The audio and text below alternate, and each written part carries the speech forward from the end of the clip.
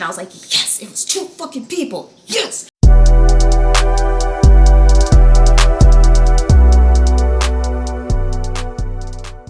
As y'all can see, my hair is different. I have this raggedy shirt on. I missed last week's episode. I actually recorded a video and then just never edited it, never uploaded it. So I just let it, or Gone with the Wind like anymore. I am packing. I'm going to Japan. Woo! Yeah, I'm going to Japan.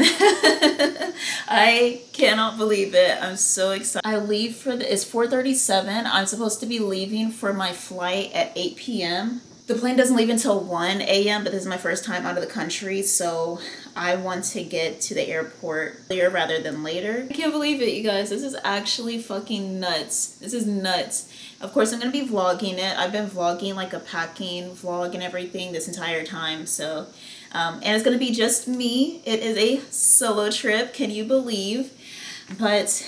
yeah, so if you guys like travel content, stay tuned. I'm so excited. Also, I'm in a good mood because I just found out I got approved for the apartment that I have been wanting to move into. Let's get into this video. You see my nails?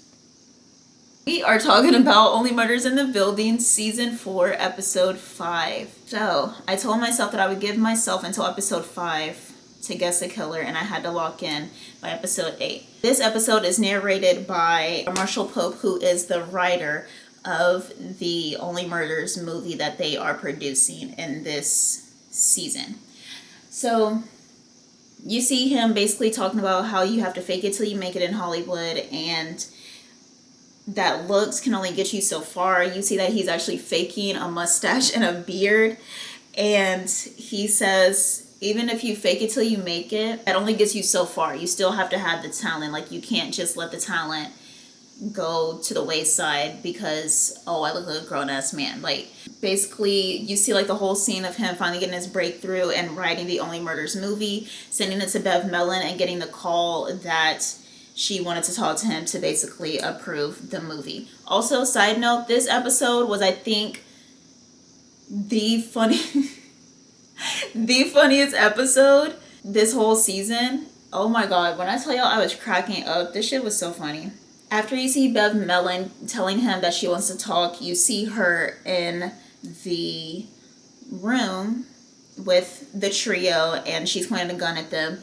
We find out that she actually thought that they were somebody else because she's like in a not so good part of town. She basically says that she got a call from Saz the night that Saz was murdered because Mabel had asked Bev Melon like where she was during Saz's murder, and she said that she was at the, I think she said Variety's 100 Under 100 for women or whatever, and she gets a call from Saz. She doesn't answer it because it's from an unknown number. And Saz is basically telling her, like, call me back. You need to put the movie on halt. Blah, blah, blah. Hangs up. That's on the voicemail. Bev never calls her back, or she took her sweet ass time calling her back because in Hollywood, you never want to hear the words, the production needs to halt. So you like to, you try to do everything that you can so that you can just kind of feign ignorance is bliss and not actually have to put any of your projects on halt. So she tells them that, and she tells them like they need to go ahead and solve Saz's murder and figure out why she said that, and she'll work on the back end in production to make sure that the movie continues to film. And so she was still holding the gun up, and Mabel was also like, you know, can you put the gun down? And she ended up shooting it into the fucking... And she was like, no, this isn't a real gun. Watch. And like fucking shoots it. And Mabel's like, okay, yeah, you gonna have to give it here because, bitch, I don't trust you. But I told y'all in the video that I recorded and never posted, sorry, that I thought Bev Melon was going to be a red herring. I thought that she was going to be, what is it called? like, you know, just, oh, we see her with a gun, you know, don't fucking move or I'll shoot you or whatever.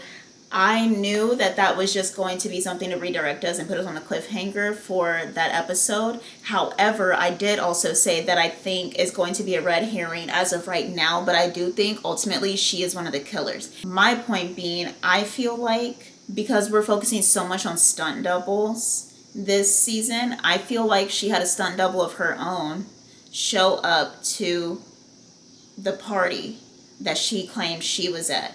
And when she got that call, she ended up teaming up with whoever else she teamed up with to kill Saz. That's my theory. That's my theory. I don't know who the second person is because I think also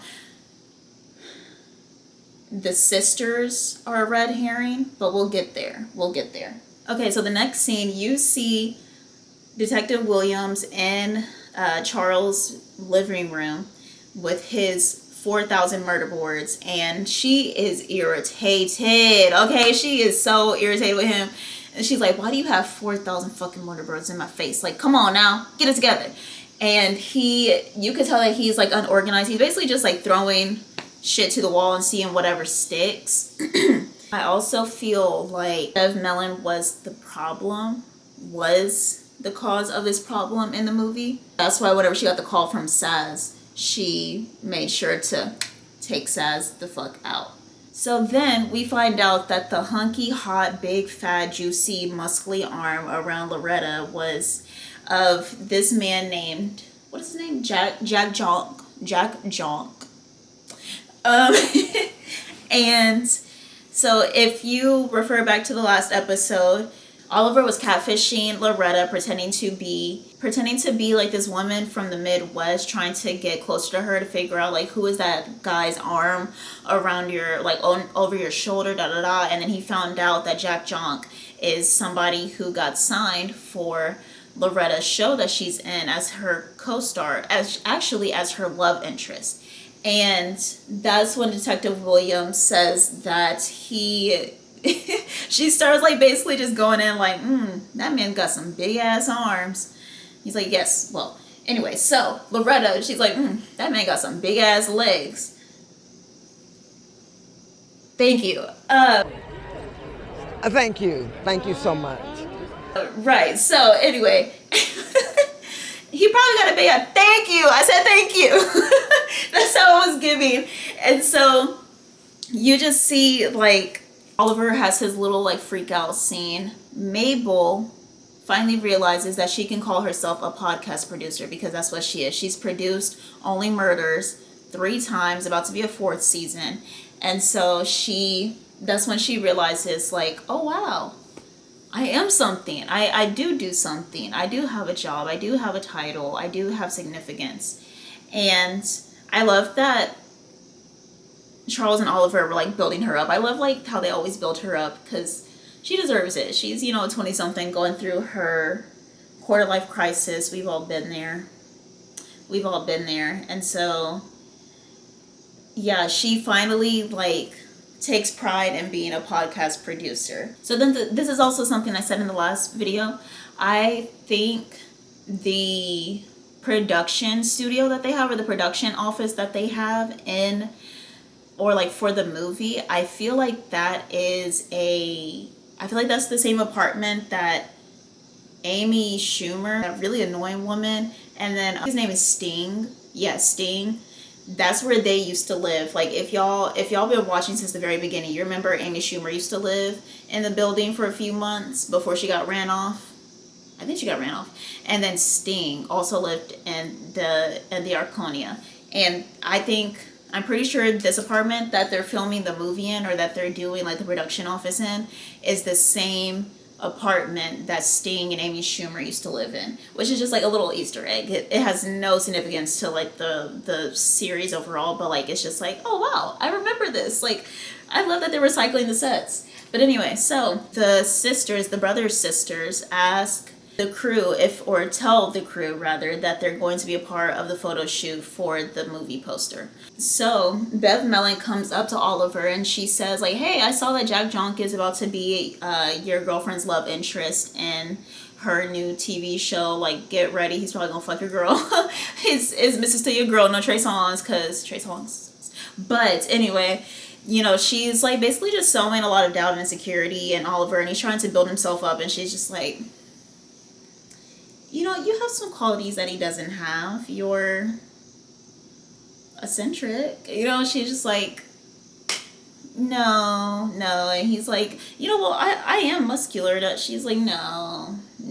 And it's okay. You don't have to be, babe. But, like, let's not lie. So she walks off. You can see that he is very insecure about, like, what's going on in he and Loretta's relationship, especially after, like, people are just continuously dogpiling on him when it comes to Jack Junk and his reputation about, you'll see it, like, later on in the episode, but when it comes to his reputation about having sex with his co-stars and just being like a hunk and things like that. So after that, Mabel and Charles are in the actual production area. We see that Howard got a job in the production office. I don't know what he's doing. I forgot what he's doing. He has like one of those long titles that makes him feel insignificant, but that makes him feel significant, but it really isn't anything. It's like assistant director to the director. So that's like kind of what Howard's job title is giving. And when Charles and Mabel walk in, they're walking in on sticky paper, and they realize it. And Howard tells them that Eva Longoria has like a whole like adhesive empire, and so she makes things like fly paper, boob tape. They step on and they realize that their shoe prints have gotten stuck on the paper. Or after that happens, Charles decides that he's going to start walking around taking pictures of people while he's on his phone. So he's on his phone, and you hear the camera and shutter just,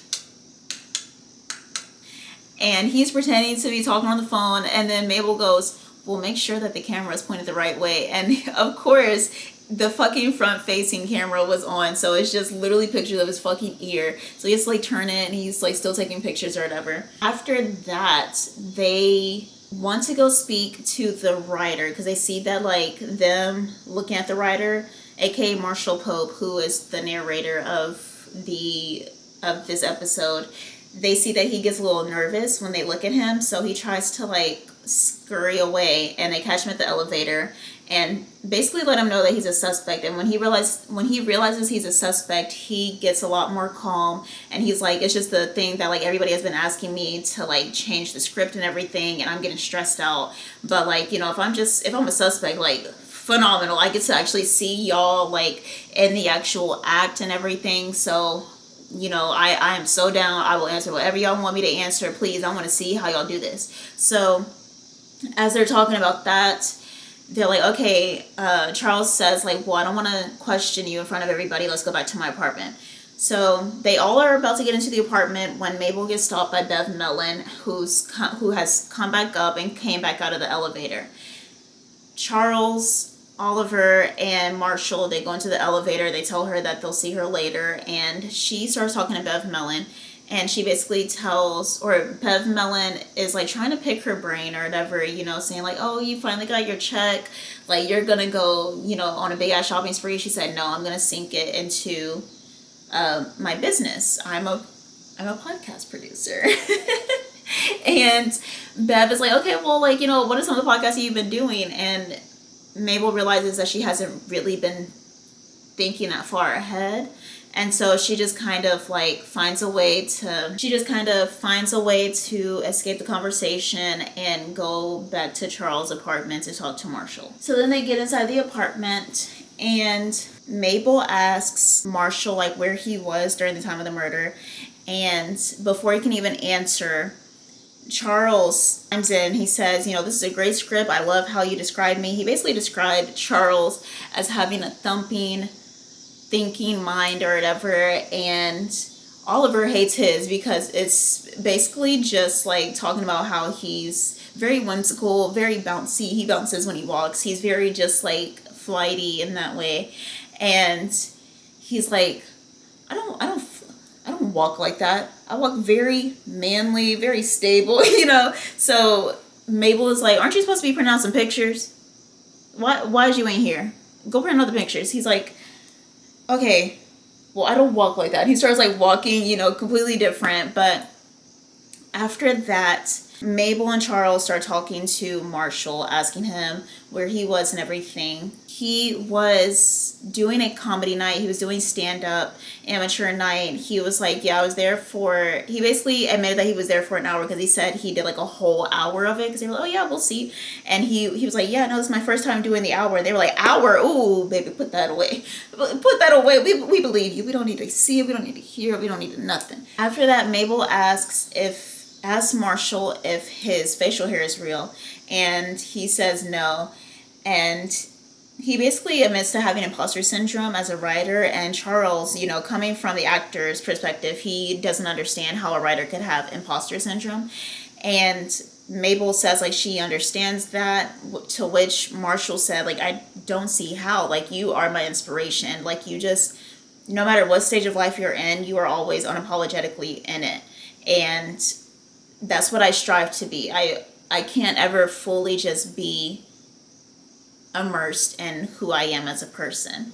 And so he also brings up like how they're such amateurs, but how they, even with them as amateurs, they still like completely sink themselves in the case. And he points out their murder board. And so Charles is like, you know, trying to show off because of how Marshall wrote him in his script. He was like, you know, I could talk you through the murder boards. There's 3, da da da. And so he ends up talking about his timeline. Marshall's like, you know, I don't see how they could have killed Saz from the West Tower, gotten down the stairs, gotten outside, gotten upstairs to your apartment on the east side, cleaned up the whole crime scene, and then dragged Saz's body out to the inferno. The incinerator.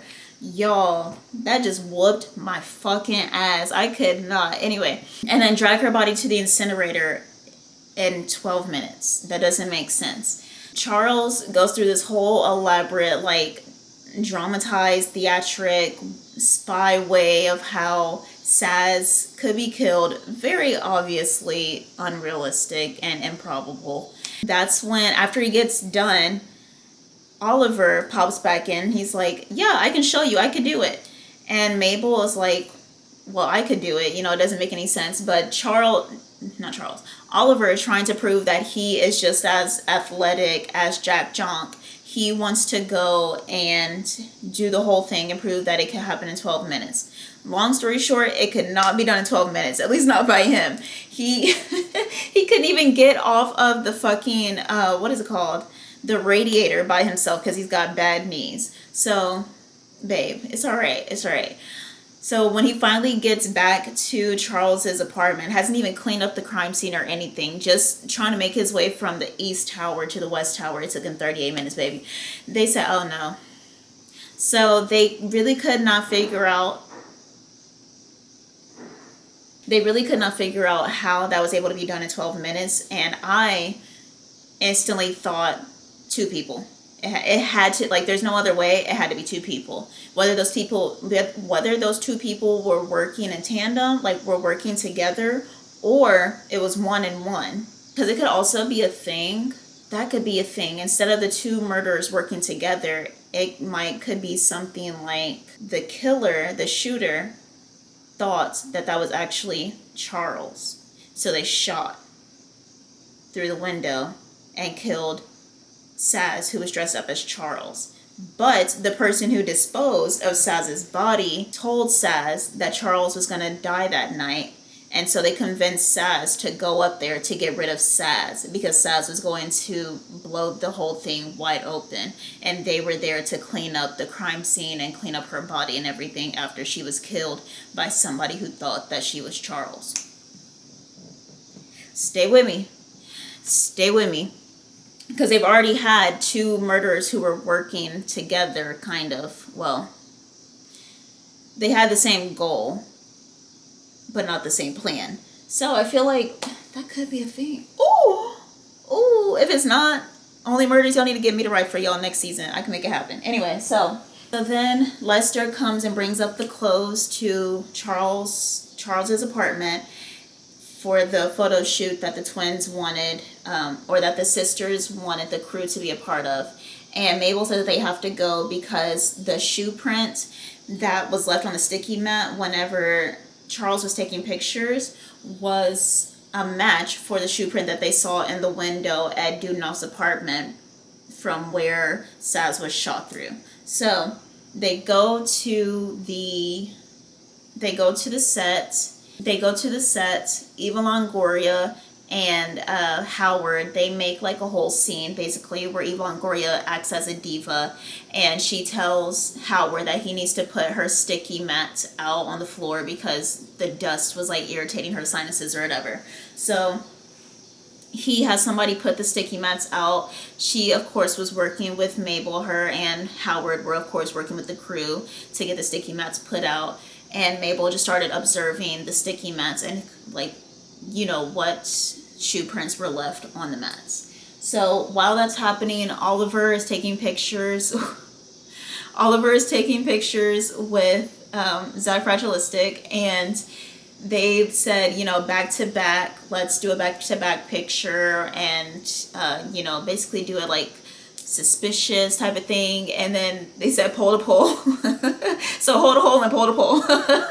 But never pulled a hole. But no, so they did they did hold a hole at first, and then the sisters asked them to do pole to pole, and Oliver's like, you know, what the fuck are you talking about? So they have Glenn Stubbins come out and show Oliver what pole to pole was. So while that's going on, Charles is trying to get past Eugene Levy, and they do that, like, you know, thing where it's like, and they end up like kind of holding hands a little bit, and that's when Eugene is like, what, are we fucking dancing or something? Like, what is this? And that's when it comes to Charles's mind, it was two people. And I was like, yes, it was two fucking people. Yes. I was so happy that he, like, you know, bright idea. So that happened, and he goes and tells Mabel it was two people. And she realizes at the same time that on the floor is the shoe print that was in the picture that matched the shoe print at Dudenoff's apartment at the crime scene. So she looks up, and it is the shoe of one of the sisters. And when the sister catches her looking at, like, catches Mabel looking at her, the other one, like, disappears. I think, like, the other one, like, while Mabel turns back to look at Charles to say something to Charles, they look back and the other sister is gone. They're like, you know, where is she? What's happening? And as soon as they ask that question, you hear gunshots and the screen goes black, and you hear somebody say they've been shot. So that is the whole episode. I ran through that quick, huh? It was a really good episode. Like I said, I already told y'all my theory. I think Bev Melon, I feel like Bev Melon was the one who cleaned up Saz's body. If we're going with my theory that the shooter thought Saz was Charles and shot through the window because they wanted to shoot Charles, but the person that cleaned up Saz's body knew that that was Saz, I think that the person that cleaned up Saz's body was Bev Melon, and I think she set up Saz to be killed because she was the problem or whatever, or she knew about the problem, but she also didn't want it to interfere with her movie. But the person who shot Saz was the problem because they wanted to kill Charles and they were targeting Charles. That's my theory. I don't know who the shooter might be just yet, but I definitely think Bev Melon is a part of it. I thought she was a part of it as soon as I heard her name. Funny ass episode, great episode. The next time you will see me, I might be in Kyoto. Yeah, the next time you see me, I think I'll be in Kyoto. So, stay tuned. I will be recording from my hotel room there, obviously, so I can make sure that I stay consistent for y'all this time around. But thank you guys so much for watching. Please stay tuned for my Japan travel vlogs, my solo Japan travel vlogs. I'm so excited to do them. I'm so excited for this trip in general. Also, I forgot. Oh, obligatory cat cam. My baby girl. I'm gonna miss her so much, you guys. Thank you guys so much. I will talk to you guys in the next one. I will see y'all in the next one.